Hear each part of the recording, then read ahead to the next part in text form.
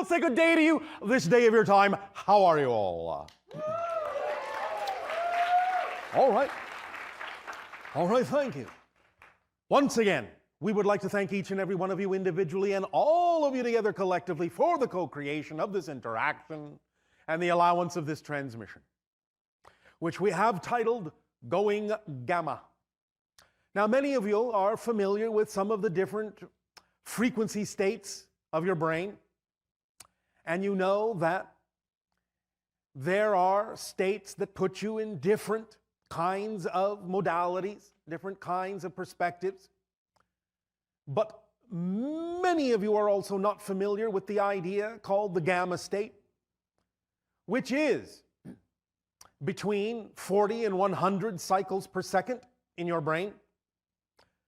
In the typical channeling state, it averages somewhere around 45 to 50 cycles per second, 45, 50 hertz, as you say.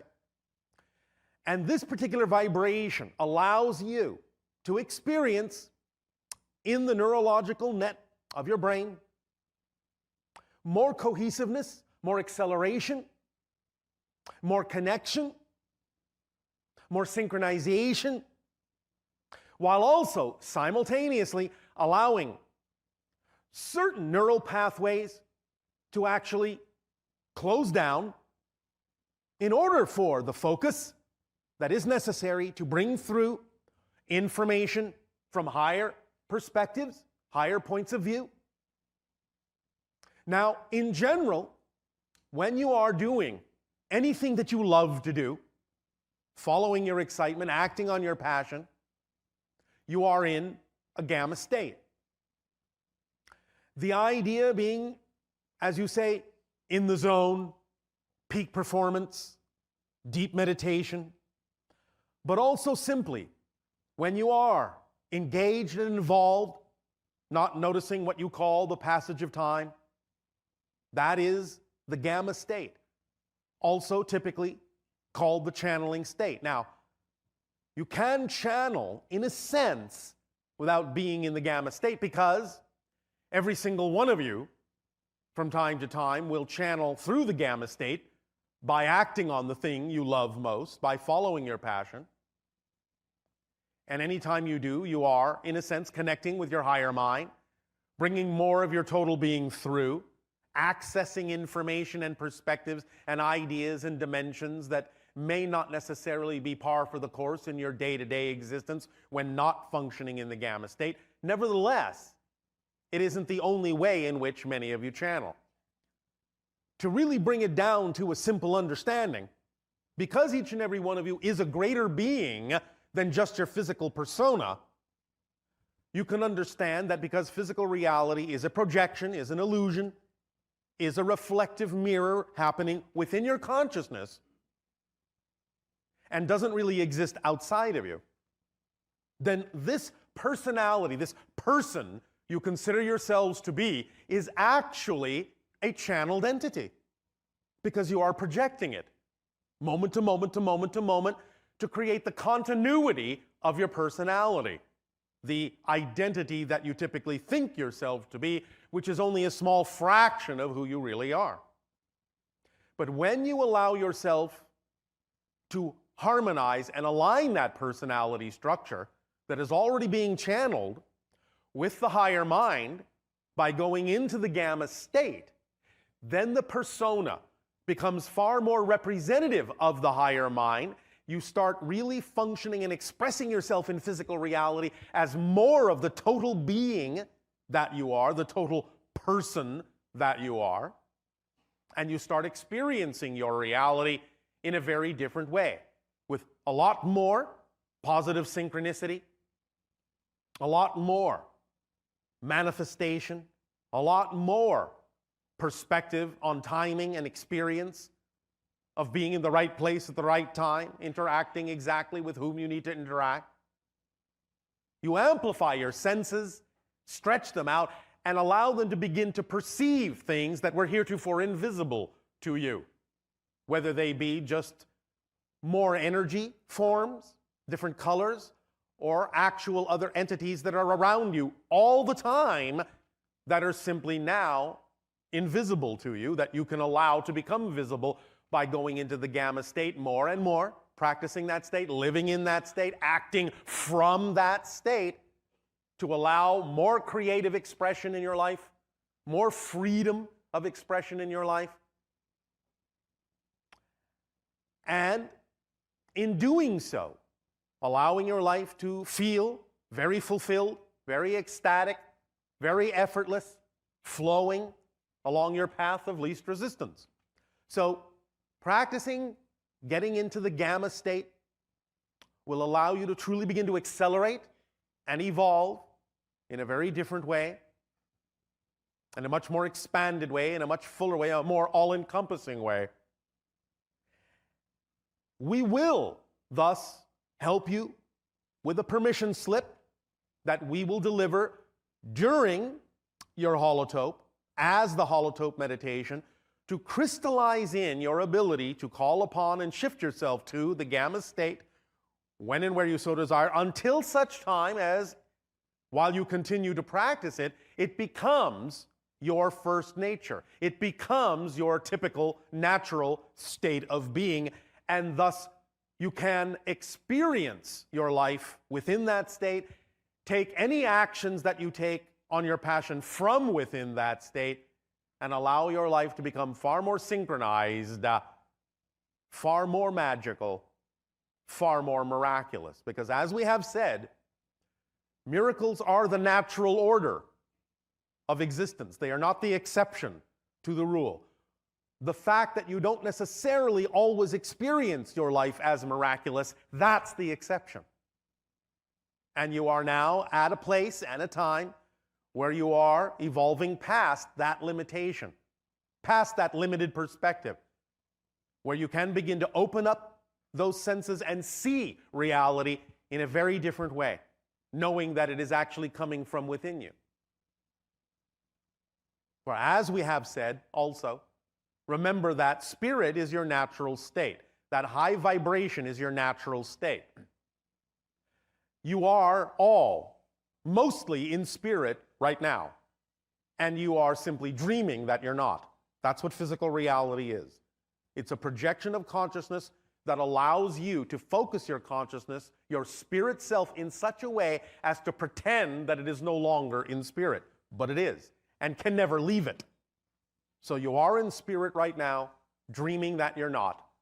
And thus the idea of going into gamma more and more and allowing that to become your natural expression, your natural state of being in life, with everything that you do, will allow you to begin to wake up in the physical dream, become more lucid in the physical dream, and really experience your life as a dream, allowing it to be far more flexible, far more malleable, far more shiftable, so that you can experience the manifestations that are relevant for you, important for you, that you need in life, in that perfect timing, letting your life unfold in a way that you know already works, not having to force it to work, make it work, manipulate it into working, which are all completely the opposite of what really allows it to reveal to you that it already does work if you will only let it.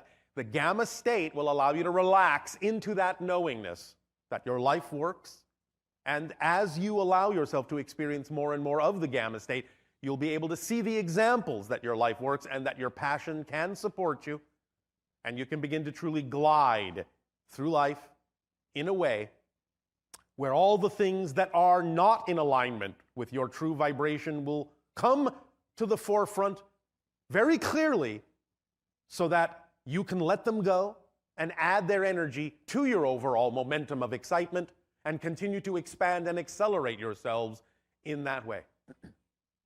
So, when we take you through that permission slip meditation, you can allow yourself to continue to practice it every day in whatever way works for you, in the best way that works for you, and bit by bit, day by day, you will experience more and more of the reflections that are commensurate with that gamma state and see life as it truly is, rather than the illusions you have put before yourself that don't work for you.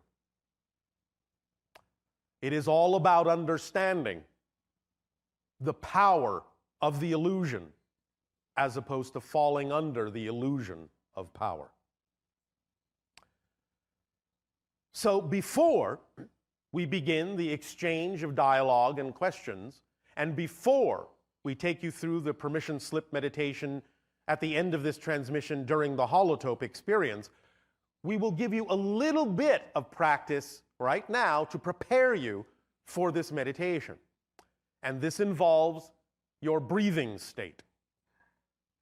As you have witnessed, when the channel goes into the gamma state to align with our frequency and allow our thoughts to translate through him into your language so that we may communicate with you, there is an alteration, a shift in the breathing patterns in the channel's body.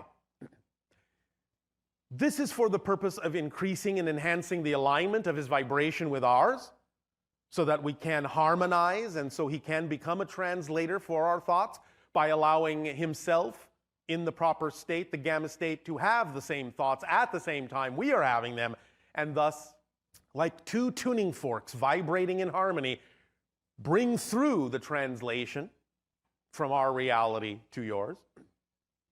But the breathing also in that state, because there is extra energy flowing through the body, and that the brain is now working on a very high level, in a very coordinated, accelerated level, it brings into the body oxygen in a very different way to flood the body with extra oxygen to support the extra energy so that the channel does not burn out. This will be part and parcel of your experience in going into gamma from time to time, where your breathing will shift. You may experience different sensations in your body from time to time that are any blockages that you may have getting out of the way and opening up to allow the extra energy through, to allow you to start functioning in a more aligned, harmonious, and coordinated way with the gamma frequency. So do not be alarmed if you experience some of those symptoms and sensations. It is all natural for you to experience a little bit of stretching when allowing more of that energy into your being. Again, in very short order, it can become ecstatic because, again, the gamma frequency is representative of you being in a state of passion, in a state of love, in a state of creativity and allowance. So it won't necessarily last very long, but we are just letting you know that these things may be part of your experience, your process in allowing the gamma state to become your natural state over time. Doesn't have to happen tomorrow. Doesn't have to happen next week, doesn't have to happen next month or next year. It's up to you. The pace that you are comfortable at acclimating to the gamma state is completely in your hands, completely up to you. There's no right way, no wrong way, no right timing, no wrong timing, except the perfect timing for you. So just let it flow, let it be natural, let yourself acclimate to it in a way that allows you to feel that it is completely comfortable and natural for you. So, a little bit of practice now with the breathing. Take a deep breath in and let it out. Now, most of you took that breath in through your nose. You will still, in a sense, be breathing through your nose, but it's not going to feel like you are. Now, open your mouth and breathe in that way, through your mouth.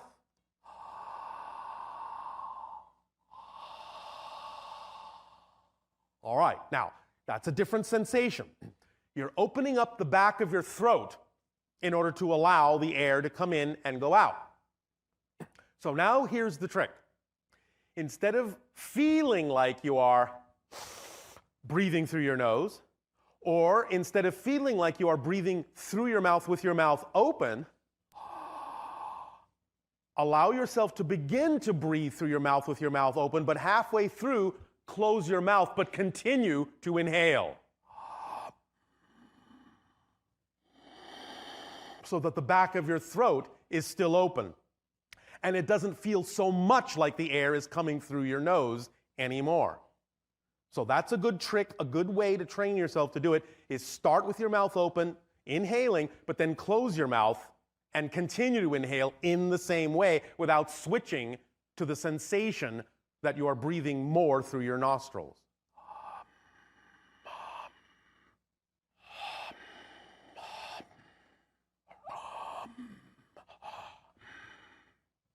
So you can open and close as rapidly or as slowly as you wish until you get the sensation down so that you can keep your mouth closed and inhale and feel like your mouth is open.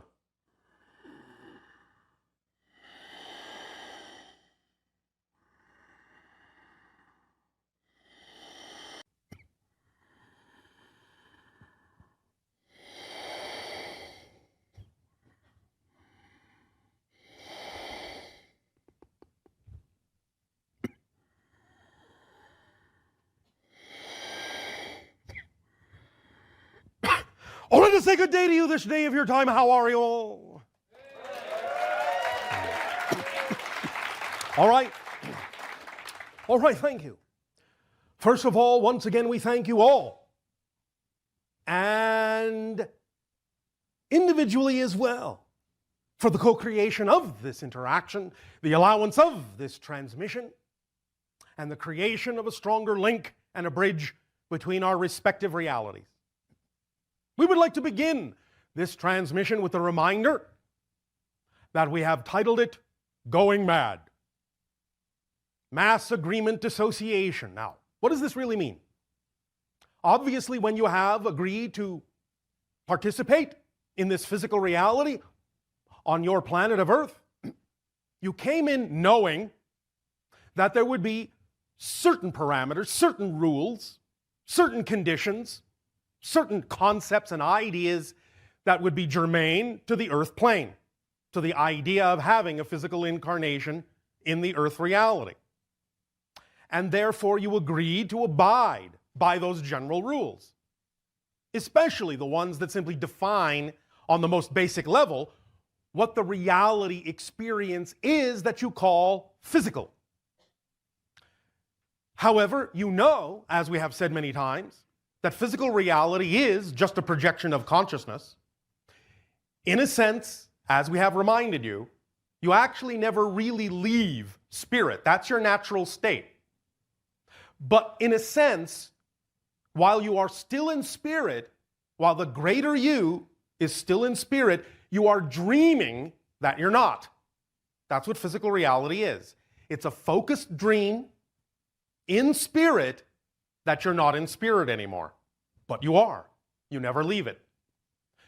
Nevertheless, while you are experiencing that physical dream, you focus yourself, you limit yourself, you forget yourself, so that you can have the experience of remembering who you are from a new point of view.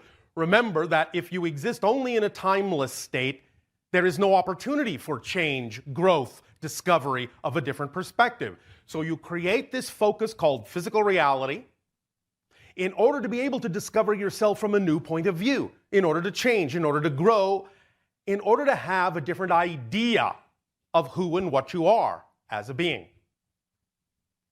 And when you enter the idea of a mass consensus agreement, as we said, you will all agree that certain things will be common for most of you. But in this day and age of transformation on your planet, the things that used to be common for the majority, the vast majority of you, are now not necessarily needing to be as rigidly adhered to.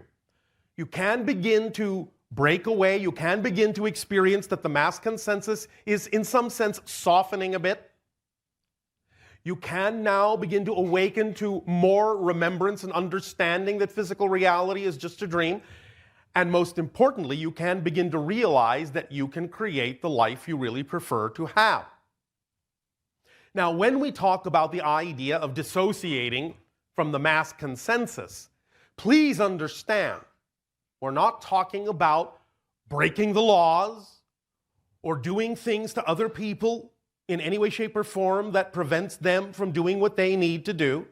This is not what we're referring to. The idea is to allow the synchronicity that begins to occur when you truly are in alignment with your true vibration, when you're following your excitement and living your passion, to allow the synchronicity that naturally results from that to demonstrate to you, to show you, to guide you as to what path actually works for you and everyone else, that will allow you to express yourself more fully and to become the person that you truly prefer to be in this day and age of transformation. So let us give a little bit of an example here of what we mean. Obviously, most of you are not going to let go of some of the very fundamental, the very basic mass agreement rules and conditions of playing the physical reality Earth game. For example, 99.99999999999999999% of you will most likely not give up on the idea that there is gravity. So please, when you understand the idea of dissociating from the mass consensus, it would not necessarily be wise for most of you to go walking off a cliff thinking that you're going to float, because most of you won't. Of course, unless you hit the bottom of the ravine, and then you'll float out of your body, if that's what you prefer. Nevertheless, while still adhering to many of the consensus agreement parameters of what it means to experience a physical reality on the Earth plane, there is a lot of leeway now as to how you can experience that and what you can do with those rules and regulations and how you can play within the overall game, your own game, more fully, more freely, with more fun, more freedom. This analogy, perhaps, can be best described by the game you know as chess or checkers, where you know that if you have decided to play chess, you're going to have to play by certain rules, or it's not the game of chess. So you will play on a chess board. You will use some kind of pieces that have certain kinds of moves that are laid out and described by the rules as to what the rules of chess are. However, there's a lot of freedom in those pieces. There's a lot of freedom in how you play, the strategies that you use, even what the pieces themselves may be. You can play with what you would call traditional chess pieces. You can decide, as long as the person you're playing with agrees with you, to play with coins, to play with jelly beans. It doesn't really matter, as long as you know what moves you are assigning to those pieces and what they represent to you. You can change what the pieces are to almost anything you would like them to be. So too in life, even while playing the game, is there a lot of freedom in exactly the piece you describe yourself to be, how you move on the board, what strategies you use to move through the game, how you experience those particular moments of interaction and outcome, really is left up to you. Play the game of chess you will, but there are an infinite number of ways to play, an infinite number of kinds of pieces you can play with, an infinite number of ways to describe yourself as a chess player, and what kind of game you are playing on that chess board as a chess game. So it's time to open up and be a little bit more free, or a lot more free, with how you see yourself within your relationship to the mass consensus, and how you also choose to define your individual agreements within the consensus agreement, so that you can experience the amount of dissociation from the mass agreement that is relevant for you to allow you to live your life in the most ecstatic way possible, because that is allowed for you. Nothing that you have ever been taught about the rules and regulations that the mass consensus has agreed to need to prevent you from truly experiencing a life of ecstasy. Many people on your planet have been taught for thousands of years and many generations that you can't do this and you can't do that and you shouldn't do this and you shouldn't do that. And while some of that advice may be beneficial and may even be to the benefit of making sure that you don't kill yourself while on Earth, a lot of it really has more to do with social ideas and outdated, outmoded understandings and medieval mindsets and things that are no longer relevant for your world as you expand your consciousness and understand what it means to be an aspect of creation. So it's really up to you to unlock yourself, to let go of outdated definitions of who you believe you can be, or who you've been taught to believe you cannot be or should not be.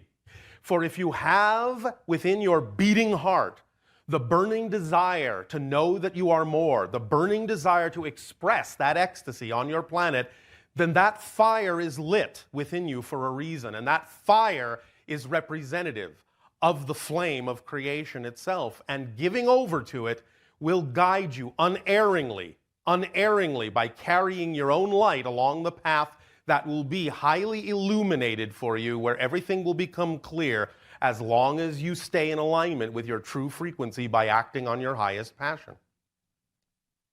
So when people tell you, when you attract into your life those who are the naysayers, please do remember, as has already been said many times on your planet, all the great changes that have ever occurred on your world are usually the product of a single individual vision.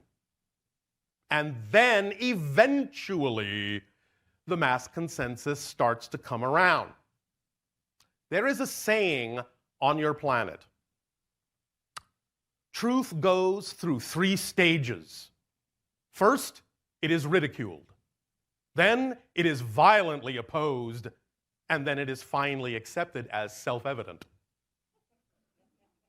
So weather the storms that may come when you are standing tall in your own truth, for they will pass. They will pass. And you can stand as an individual beacon, lighting the way for others to show them by your actions, by your demonstrations, by your examples, that they too might also benefit from standing tall. And when there are those that tell you you're standing too tall, you're rising above the crowd, that is hubris, that is arrogance. Don't believe them necessarily. It's always wise to take stock of yourself and make sure that you're not falling into your negative ego. But if you have determined for yourself with an honest self-examination that standing as tall as you do is the result of and representative of the idea of being who you are and expressing your passion, then remain that tall and let others rise to meet you. Don't lower yourself to meet them. For if you do, all you're doing is reinforcing the negative consensus that says no one is capable of achieving those heights. Show them that it is possible, and whether they choose to match those heights within themselves or not is not the point. At least you have provided an example that they can, and thus you have lightened the world's ability to choose something that may be more representative of who and what they truly are. And that's all you really need to do. We remind you that when we talk about the idea of dissociation from the mass agreement, that this is highly connected to the concept that we have discussed many times of acting on your highest passion to the best of your ability, with absolutely no insistence or assumption as to what the outcome ought to look like. That third part is one of the parts that most people on your planet often conveniently forget.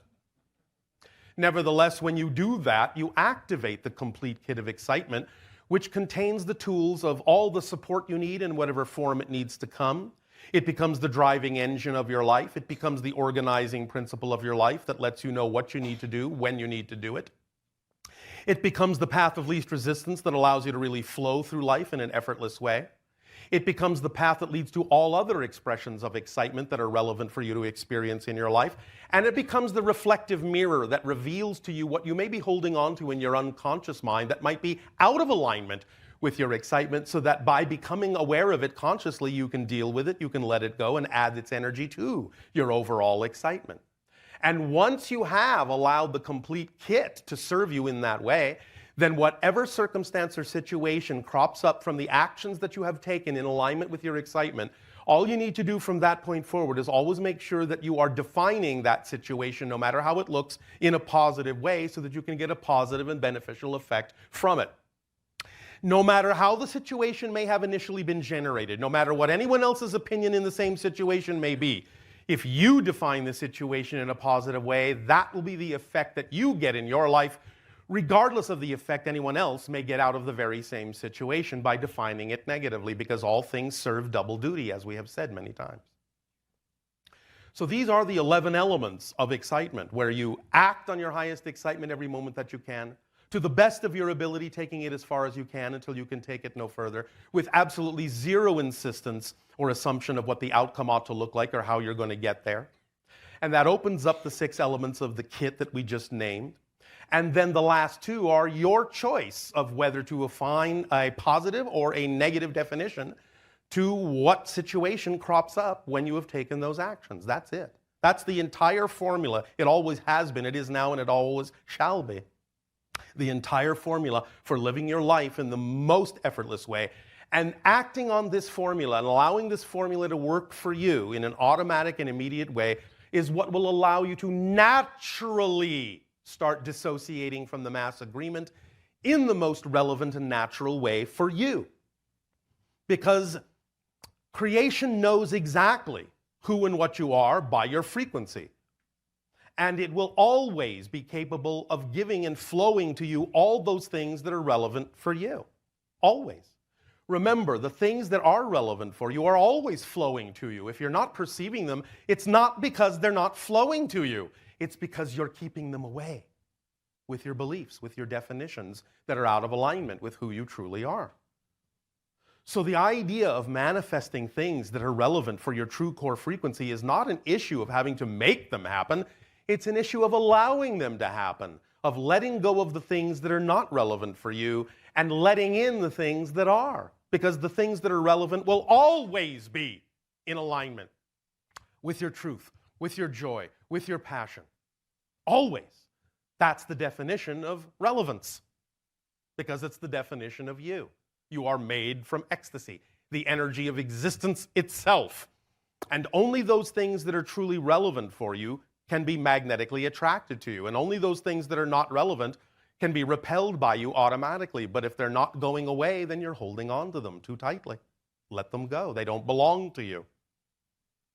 So, in this day and in this transmission and in this interaction, let's really get down into the details of allowing yourself to dissociate from all the things you may have been raised or taught to believe that hold you back from being who you truly are as an individual. Because paradoxically, even though a lot of the mass consensus doesn't understand this on your planet, paradoxically, when you are really allowed to be the true individual you are, that's what actually helps the mass consensus best. Because you're showing them what their potential is, what they're capable of being. You're giving them an option they may not have considered before. And that's what helps you grow as a civilization, as a society, as a species, as a physical experience. That's what helps you grow as a consciousness. So, if you allow yourself to remain in alignment with your true vibration, never worry that being an individual is somehow taking something away from helping the group. It is only by being the full individual that you are that you can help anyone else. Because if you don't help yourself first, you're not capable of helping anyone else. Make sense? All right.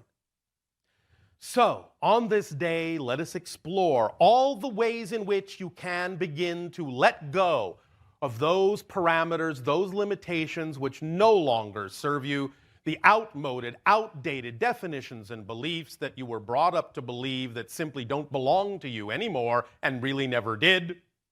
And start infusing your consciousness with new ideas and new perspectives, new definitions that really allow you the freedom to be who you truly are. Because every single one of you, without exception, are absolutely powerful enough to have every single thing that is relevant for you without having to hurt anyone else or yourself in order to manifest it. That's how powerful you are. When you are being the puzzle piece you were created to be in the shape you were created, then you will fit with all other puzzle pieces also allowing themselves to be the shape they were created to be. It's only when you attempt to be a shape you're not that you no longer fit in the big picture puzzle and thus prevent the big picture from being formed that is capable of supporting all the pieces within it. Make sense? Of course it does. That's why we said it. So then, let us open up our dialogue now with your questions, your comments, and let us explore more deeply what it means to be the true you. You may begin with your questions if you wish.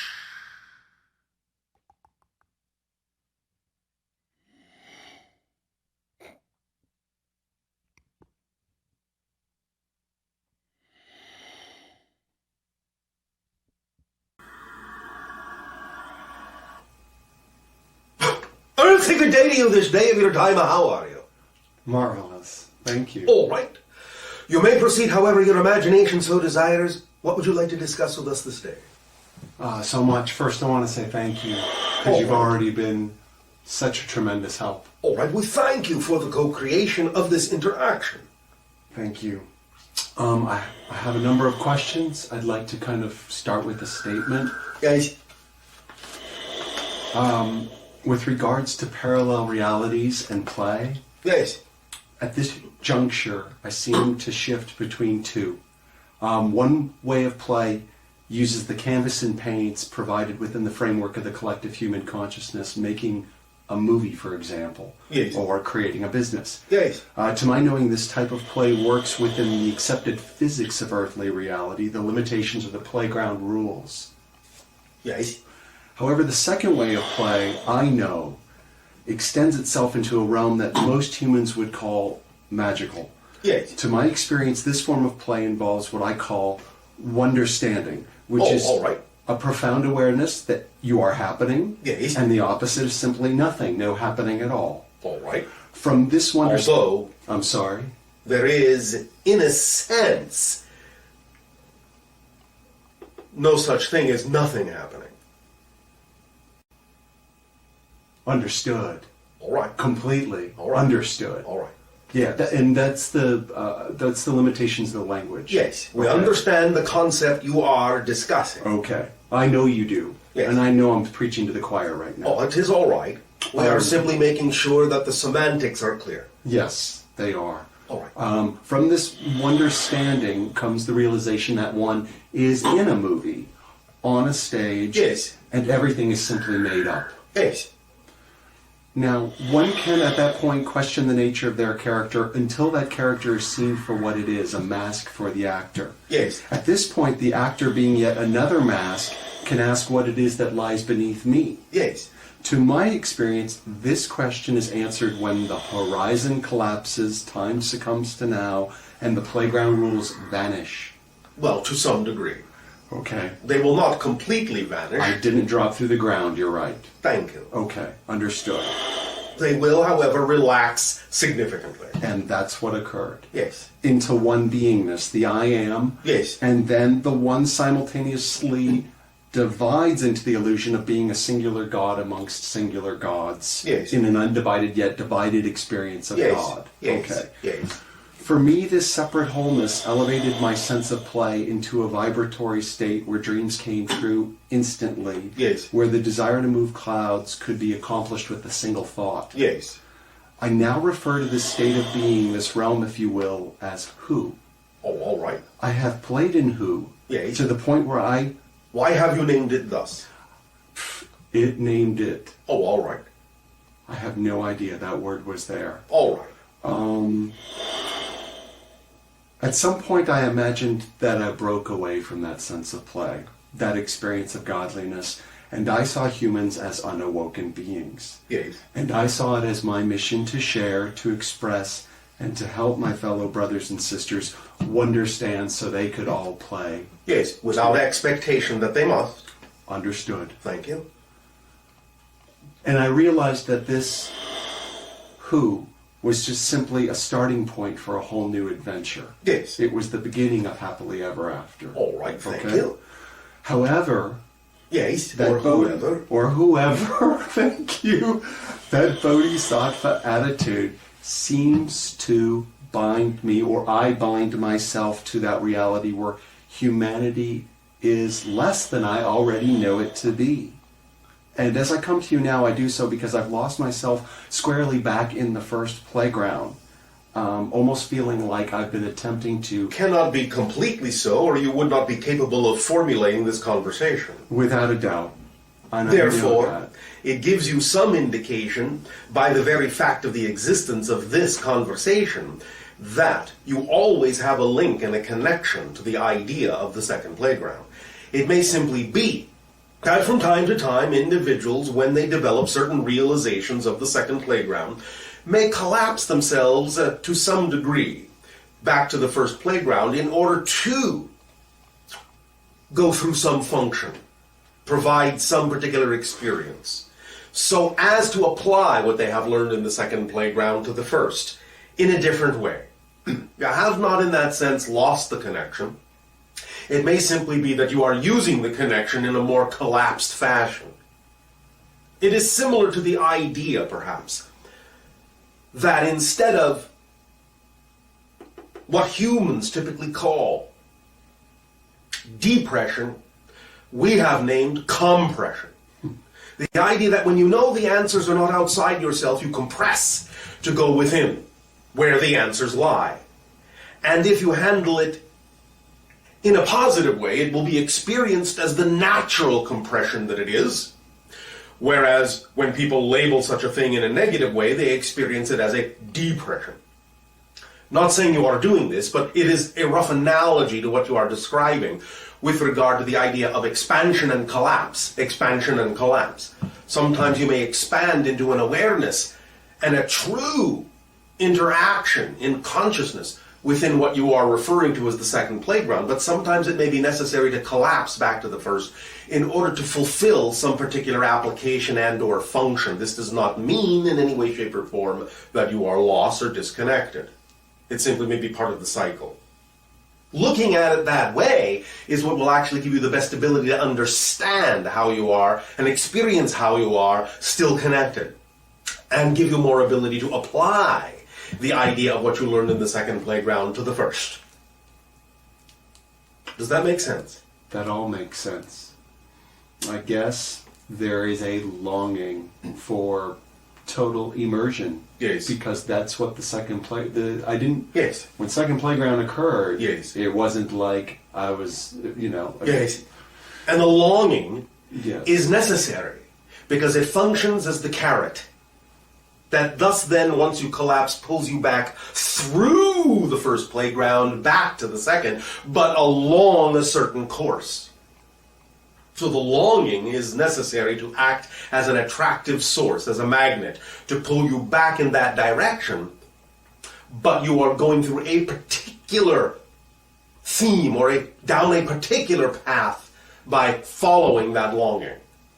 The longing does not mean loss. The longing means you're actually heading back toward that expansion, but in a particular way that serves you and serves others. Make sense? Makes sense. All right. This is the understanding that you will have as long as you identify and define the experience you are having in a positive way as opposed to a negative way. I've defined it as both. Yes. But you will experience it one way when you define it negatively and experience it a completely different way when you define it as positive. Yeah. Does this help you? It does. Oh, all right. Thank you. Does it encourage you?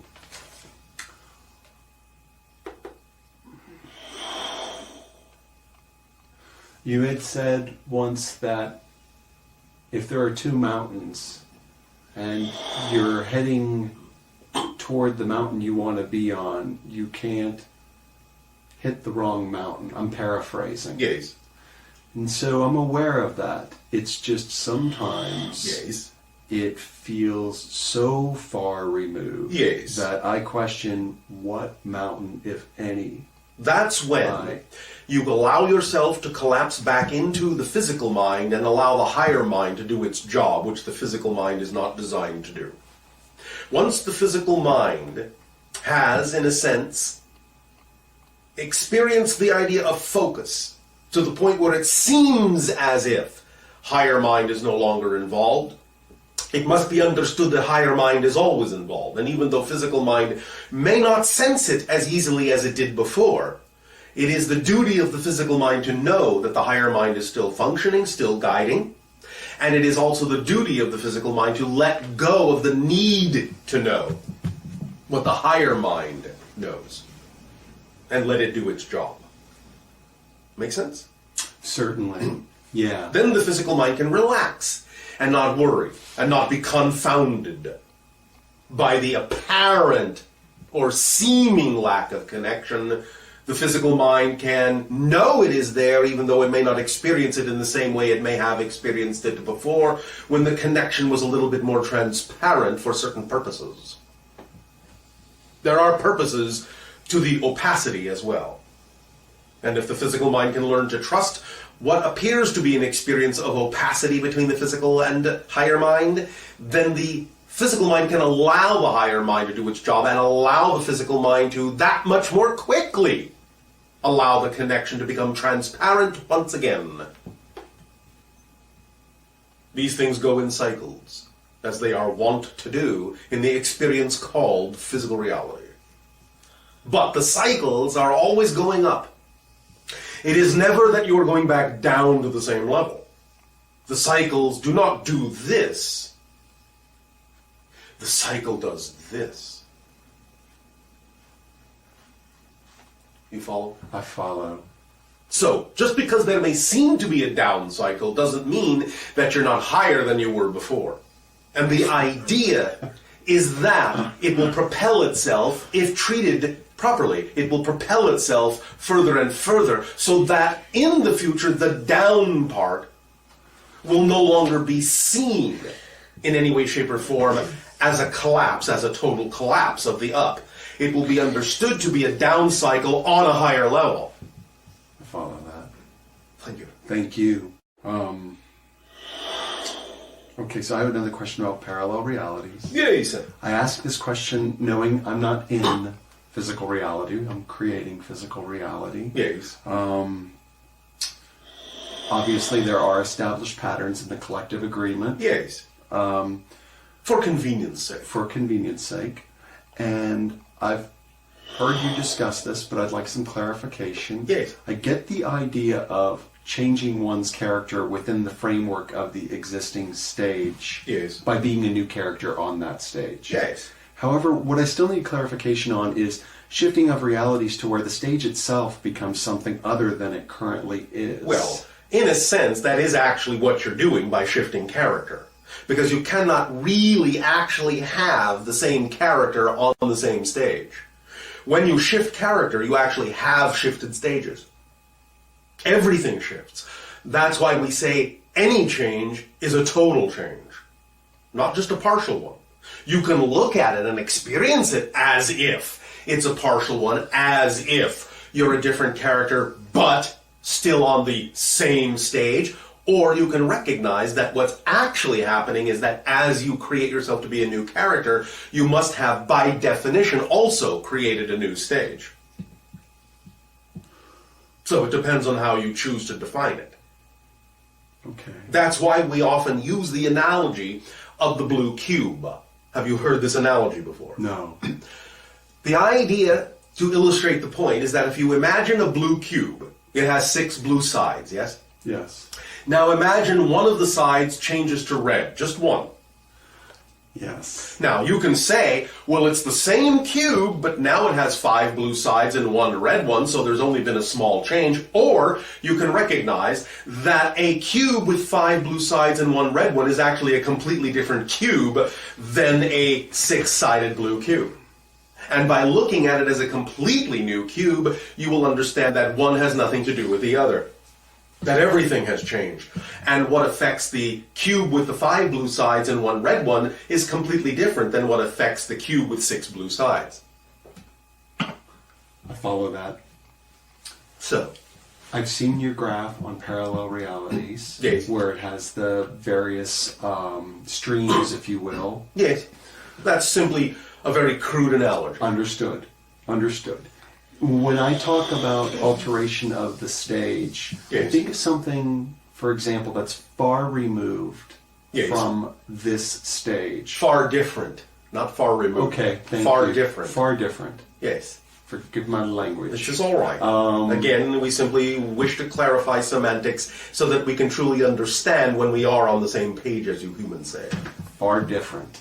Yes. So one where you do have a unicorn running outside Yes. the castle with, the land looks Yes. like Pangea.